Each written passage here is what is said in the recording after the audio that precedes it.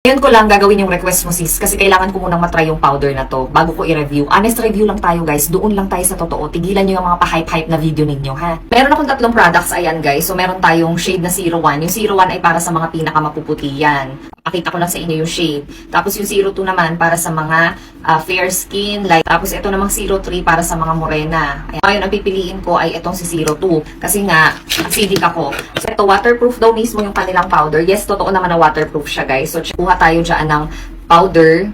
Tapos i-apply natin siya. Tingnan nyo ha, hindi tayo naka-filter. Kasi kung mapapansin ninyo, kita yung aking mga redness. Dito, dry skin ako. Etong ganitong matte na klase ng mga powder, hindi pwede sa dry skin. So, ang gagawin nating mga dry skin, dahil maganda naman yung face powder, kailangan nyo mag-serum. Kailangan nating mag-moisturizer, which is ginawa ko na sa balat ko. Kaya ayan, kalmado naman na siya. Parang nabura yung ating face. Totoo yung sinasabi naman nila na para siyang nag-filter ka. Though, powder finish.